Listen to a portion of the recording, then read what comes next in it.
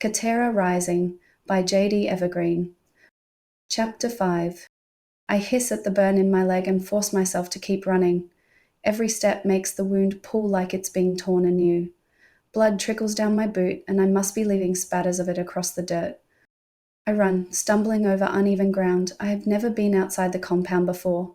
I've absolutely no idea which direction to go in. Well, I have some idea, and it's anywhere but here.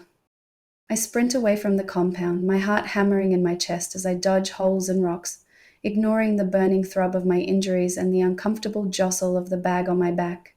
My foot slips into a small hole, and I land heavily on my hands and knees, the rough rock slicing the skin of my palms. I wince and pull myself back to my feet and resume my run, but the dim light in the cavern makes it hard to see. I narrowly miss another hole, and sweat breaks out across my body as I slow to a more bearable pace. I glance back at the compound, its lights growing faint in the distance, the siren a feeble wail swallowed by my heavy footsteps.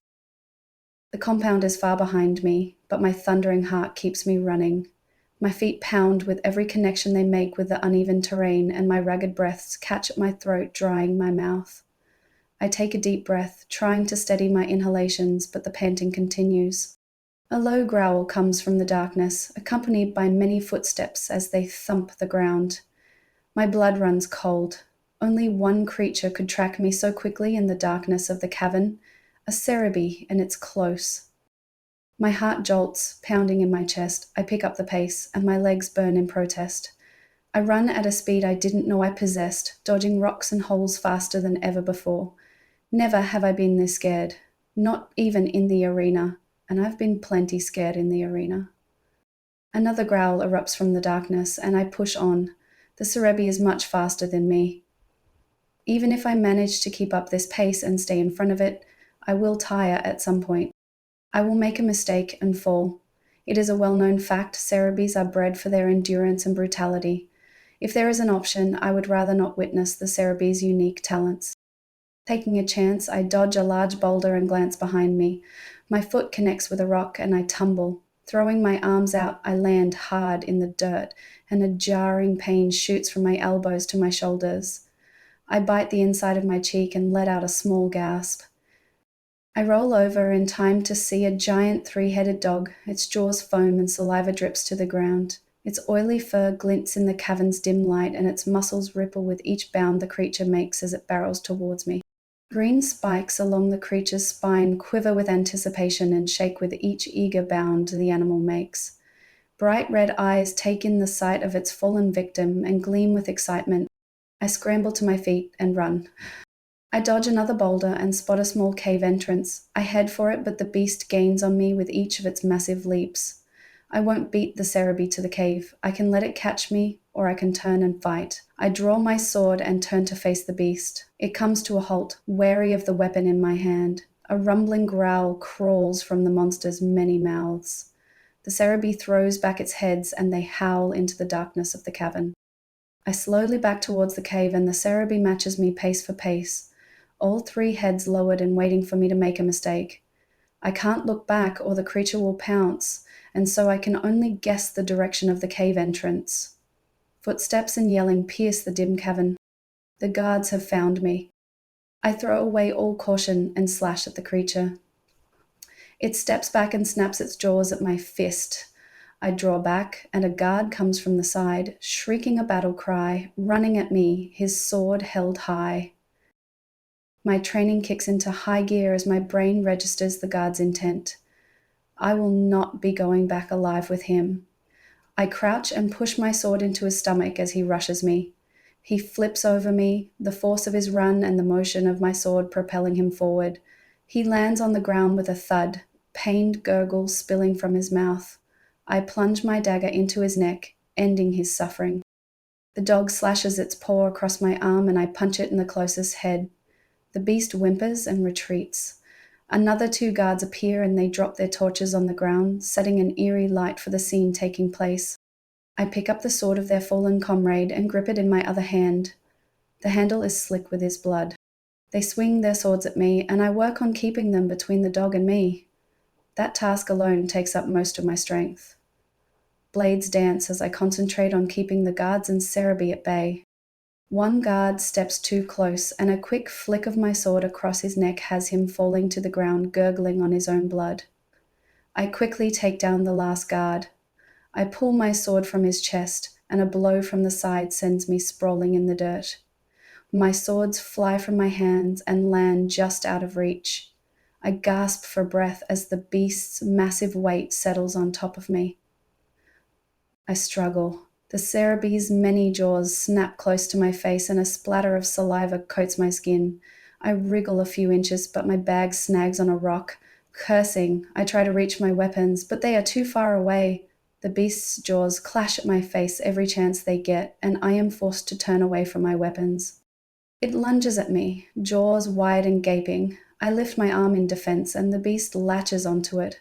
It bites into the flesh, serrated teeth sinking into my limb, and the brute shakes my arm from side to side, teeth tearing through my bracer like it isn't even there. Thick red blood runs down my arm, escaping from the punctures to drip onto my chest and face. I take a shuddering breath and struggle to get the dog off, kicking its stomach with my feet. The head latched onto my arm shakes it violently. My whole body shifts and pain flares through my arm and shoulder as the teeth tear further into my flesh. Using my free arm, I search the dirt. My hand brushes against a hard lump and I grasp it. A rock. The Ceree whimpers with each thud from my rock, but still refuses to release me. The other two heads snap their jaws at my face and arms, missing me by the tiniest amounts as I assault the head that holds my limb. I shift under the beast, trying to avoid the advancing jaws. The Ceree grows tired of playing with its prey and lets out a deep rumble. Its vibrant green spines quiver and green acid spills from the tips. I watch in horror as a drop of green acid slides down the spine and drips off the Cerebee's body. Excruciating pain erupts in my thigh as the acid chews through my armor and into my leg. A cry escapes me, and I swallow the bile that rushes up my throat. I thrash in pain as the acid works its way through my leg, and the putrid smell of burning flesh filling my nostrils doesn't help the wave of nausea. I stare into the Cerebee's faces and smash the rock into the nearest head with a sickening crack. The head lets out a yelp and retreats. If this dog is going to kill me, I'm going to make sure it remembers me. I lunge forward, striking the wounded head once more, and it recoils. Another head snaps at me, and I smash my rock into its face. My arm is released, and I snatch it back. Long, jagged teeth, foul breath, and gleaming red eyes fill my vision. My face is covered with a layer of saliva as the creature brandishes its massive teeth above me. Wide jaws grab at my throat, and I jerk my head back, narrowly missing the jagged rock beside me. I beat the nearest head with my rock and manage to kick the beast off me. I roll to my feet and charge for my weapons. I scoop them up, and a heap of dirt crams up under my nails with my effort. I turn to face the beast, and its heads shake, as if it can dislodge the damage I had done to them. A cry draws my attention, and I turn to see a boy, a little younger than me, sounding an alarm. I'm not the only one to notice. The Ceree turns its massive head. It makes the decision that the boy is an easier victim and charges. "Run!" I cry, but the boy doesn't heed my words. I sprint towards him, aiming to intercept the Ceree and draw its attention from the boy. As I run, I notice a young woman and a large man appear from the cave entrance. There is no time to think about them. I reach the beast, and it is now so close to the boy that there is no time for grace. I leap and tackle the creature, my whole body weight slamming into its side and sending a painful sprinkle of acid to fall across my arms and back. We roll through the dust and my head strikes something hard. A burst of silver dots scatters through my vision, and I fight back the darkness that threatens to overwhelm me. The creature slumps on top of me, its massive weight crushing the air from my lungs. I twist uncomfortably and find my sword buried in its side, thick yellow blood oozing from the wound. "Get it off her," commands a female voice. Feet hurry towards me and the creature is lifted off. I take in large, grateful gasps of air. The young woman kneels beside my head and takes my hand, looking at my injuries. "She needs treatment." I feel the pull of darkness, my body trembles, and I swallow the lump in my throat. The only way they will be able to identify me is my brand. I don't want to die as a number. I look at the woman and feebly squeeze her hand. Claire, my name is Claire. She looks down at me, concern on her face. I try again as darkness spills into my vision. I force the words past my lips. My name is Claire.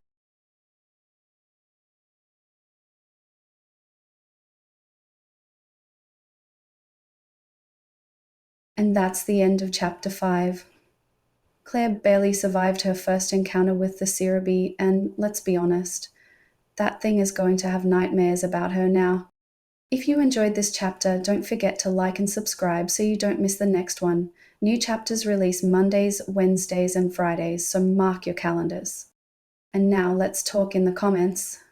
If you had to take on a 3-headed, acid-spitting beast in the dark, what's your weapon of choice?